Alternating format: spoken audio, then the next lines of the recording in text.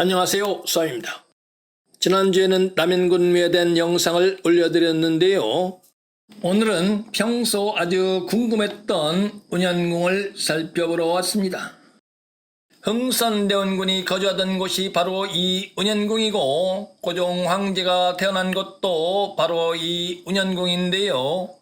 흥선대원군이 이 운현궁에 거주하게 된 것은 흥선대원군의 아버지 남현군 이구를 경기도 연천군에 장사를 지냈다가 1846년에 예산군 덕산면으로 이장을 할 때 이장 비용을 마련하기 위해서 남현군이 거주하던 안국동 별궁을 팔고 남현군의 네 아들 중에서 장남 흥령군 이창은 개동의 자리를 잡고 막내인 흥선군 이항은 이곳 운현에 거주하기 시작했다고 합니다.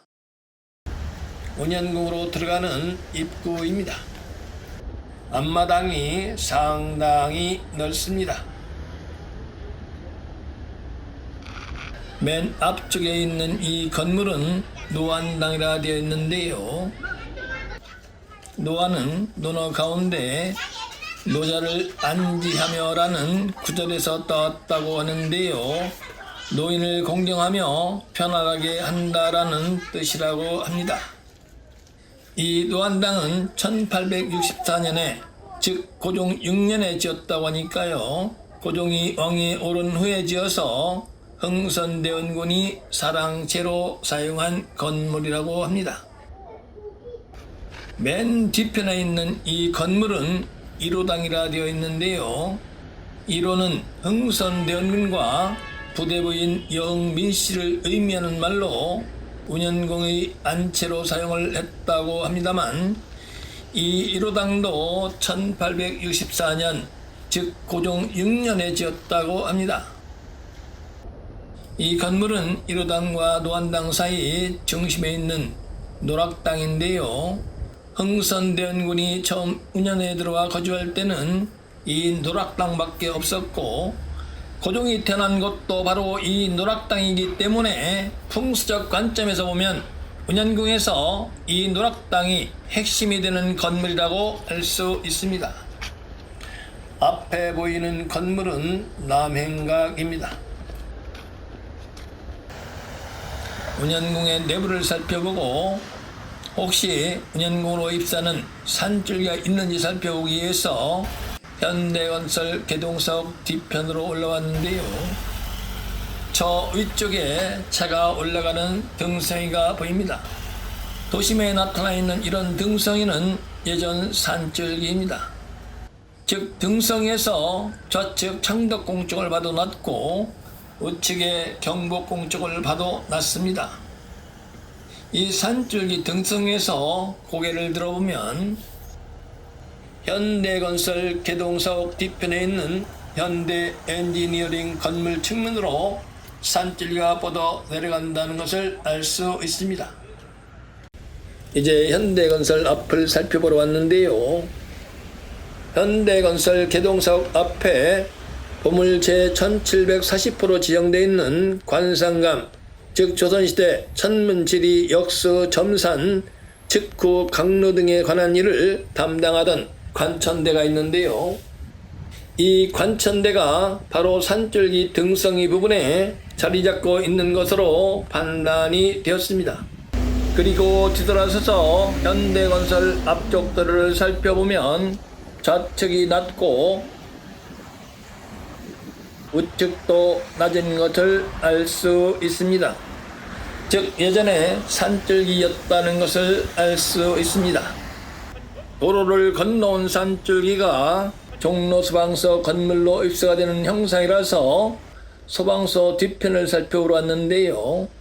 소방서를 통과한 산줄기가 이곳으로 뻗어나가서 운현궁의 핵심 건물인 노락당으로 입수가 되는 것으로 판단이 되었습니다. 즉 현대 엔지니어링 건물 좌측 측면을 통과한 산줄기가 좌측으로 작은 산줄기를 뻗어서 지지한 후 우측으로 약간 방향을 바꿔서 도로를 건너 종로 소방서를 통과하고 다시 좌측으로 가느다란 산줄기를 뻗어서 지지한 후 노락당으로 입수가 되는 것으로 판단이 되었습니다. 이렇게 뻗어내린 산줄기 끝자락에 자리잡고 있는 것이 바로 운현궁의 핵심 건물인 노락당이고, 현장에서 점검을 해본 바 이 노락당에 혈이 맺혀 있는 것으로 판단이 되었습니다.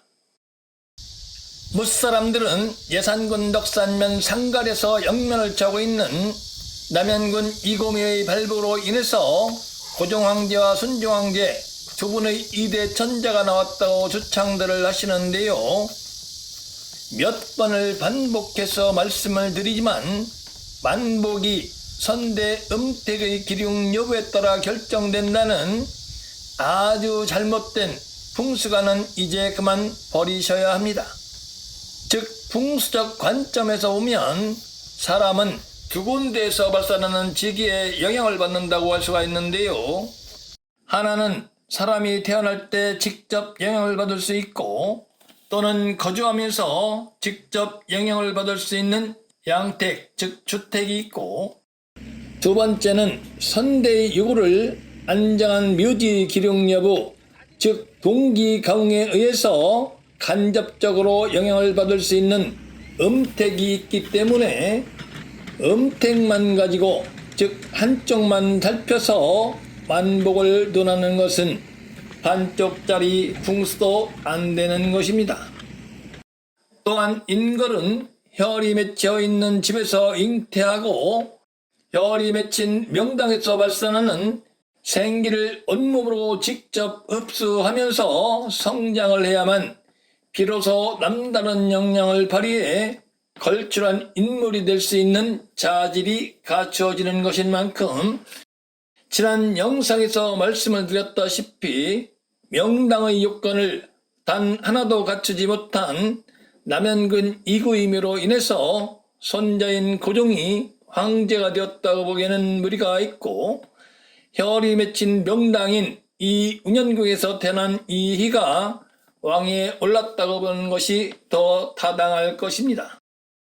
그리고 아들이 왕위에 오른 뒤에 흥선대원군이 권력을 잡아서 신안독립씨가 60년 동안 되온 세두를 타파하여 왕권을 확립한 것도 역시 이 운현궁에 맺혀 있는 혈에서 발산하는 생기의 발로에 의한 것이라고 알 수 있습니다.